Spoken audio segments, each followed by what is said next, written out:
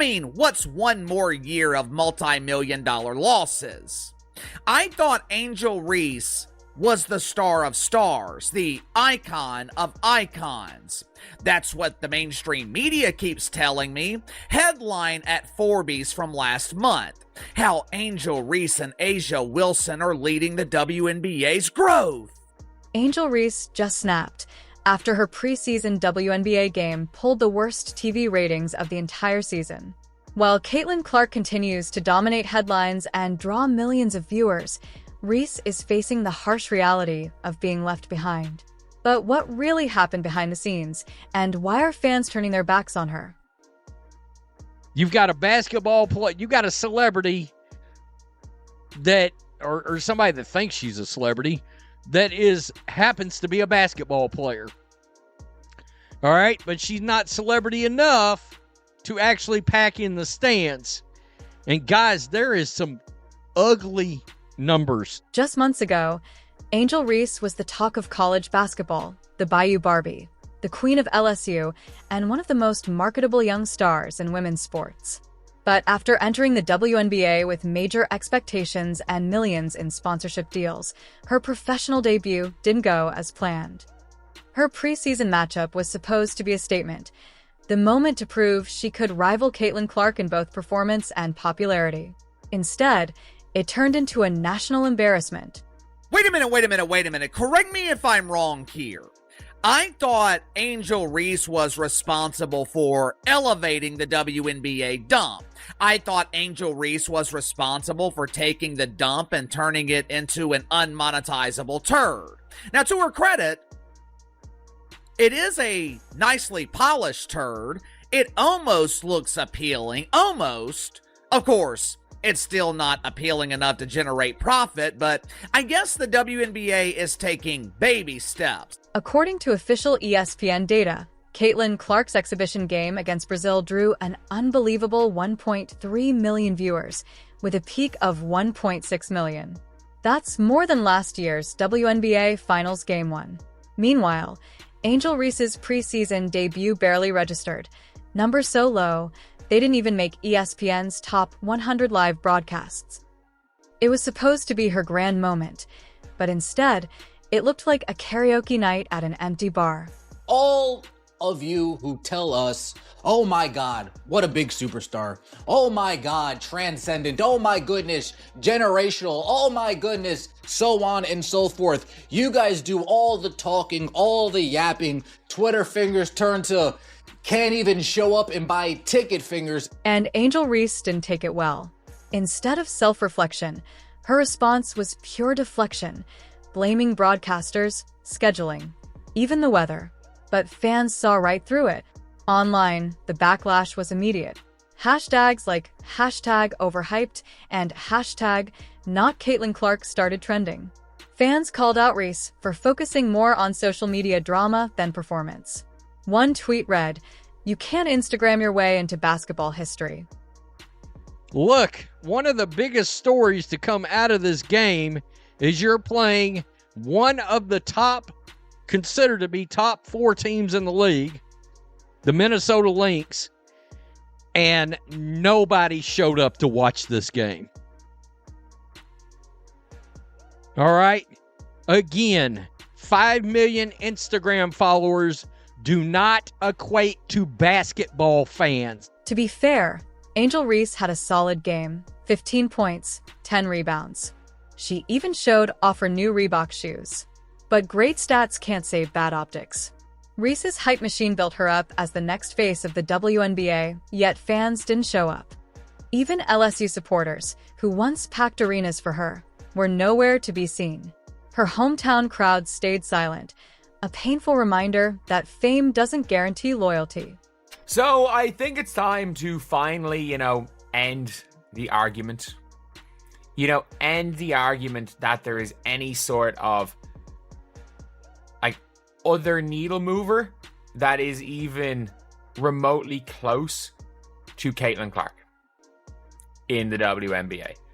And again, the reason why we've got Hailey Van Lith up is because it was Hailey Van Lith's return as well as Angel Reese's return. Meanwhile, Caitlin Clark continues her meteoric rise.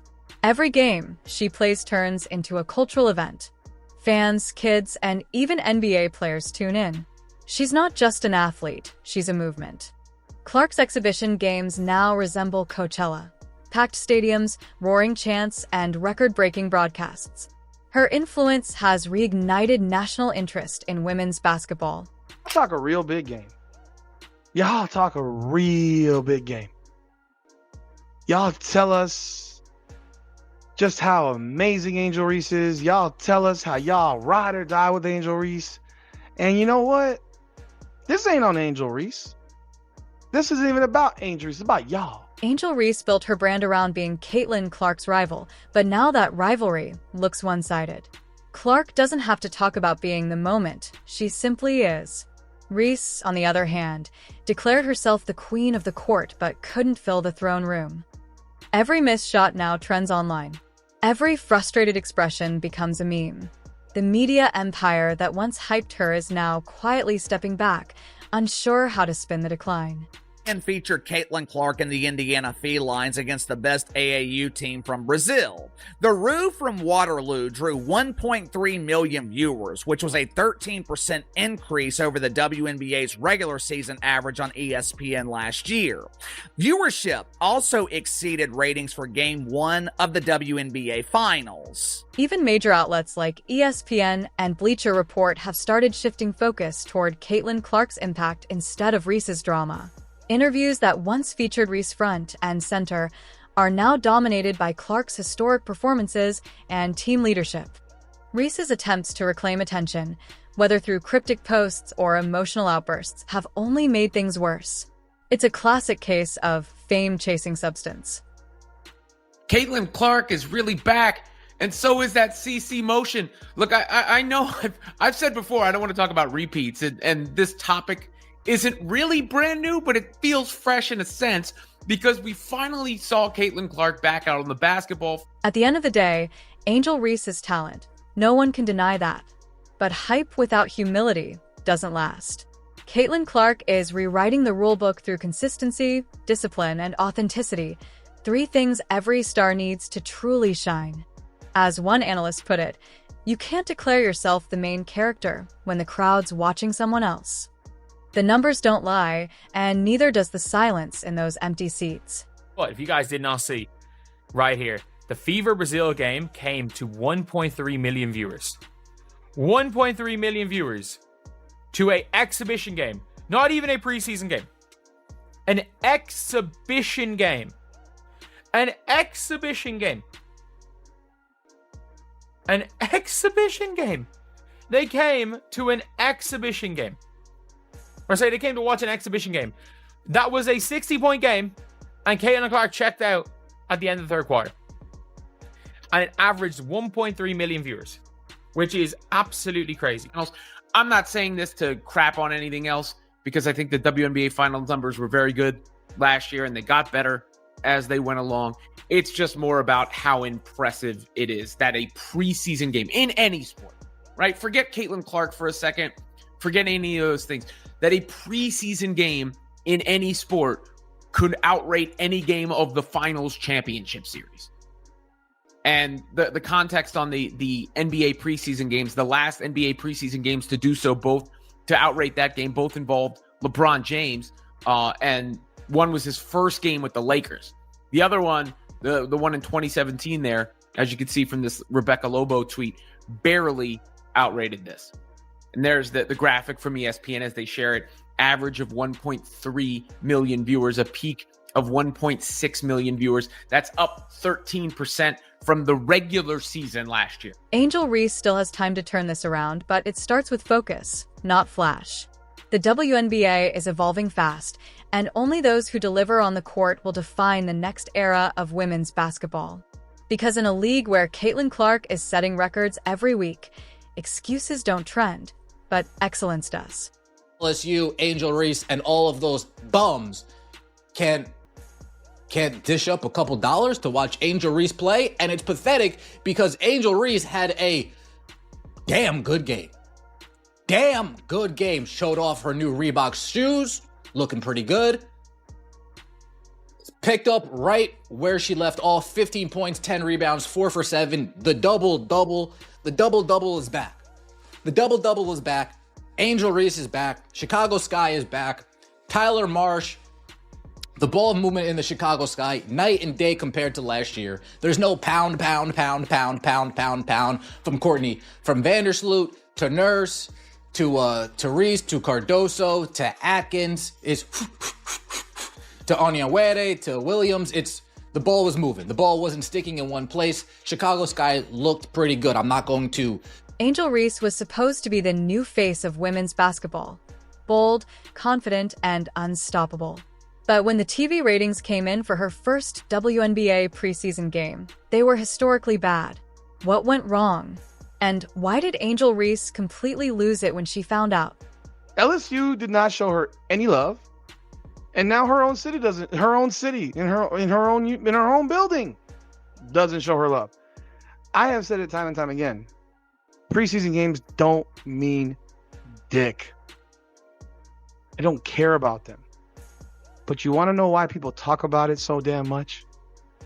People talk about it because y'all constantly want to remind everybody that folks are watching her games too. She is the one that said, people are watching the game because of me too. Well, that's not wholly accurate. It's just not accurate. After dominating college basketball at LSU, Angel Reese entered the WNBA with massive hype. The media called her the next big superstar. Forbes ran headlines calling her the icon of icons. Even Shaquille O'Neal dubbed her the future of the league. Caitlin Clark is really back, and so is that CC motion. Look, I know I've said before I don't want to talk about repeats, and this topic isn't really brand new, but it feels fresh in a sense because we finally saw Caitlin Clark back out on the basketball floor, and we all had our reactions. I mean, she had that iconic moment, really, in a sense, for an exhibition, for a preseason moment, a legendary. But when the Chicago Sky took the court for their preseason matchup, the numbers told a different story. Barely anyone tuned in. The arena was nearly empty. And the ratings? So low, they couldn't even beat a local chess broadcast. Analysts said it was the lowest preseason TV turnout in years. While Caitlin Clark's debut pulled over 1.3 million viewers, Angel Reese's game barely registered on the charts. Social media exploded. Fans mocked the hype. Commentators asked, "Where are all the Angel Reese fans now?" It was a brutal wake-up call, and Angel didn't take it lightly. Within hours, Angel Reese posted cryptic emojis and liked tweets that hinted at frustration. One insider even said she felt disrespected by the coverage, claiming networks were prioritizing Caitlin Clark over her. Meanwhile, Caitlin Clark was rewriting history. Every game she played became a national event. Merchandise sold out. Ratings skyrocketed. Even NBA players were tuning in. Fans started questioning if the media had overhyped Angel Reese. Some analysts even compared her to a reality TV star, more attitude than substance. Angel Reese has the talent to be great. But greatness requires more than confidence. It needs consistency, humility, and connection. As Caitlin Clark continues to rise, the question remains, can Angel Reese bounce back, or will she fade into the background of her own story? Thanks for watching. Don't forget to subscribe for more WNBA updates, rivalries, and exclusive stories about Angel Reese, Caitlin Clark, and beyond.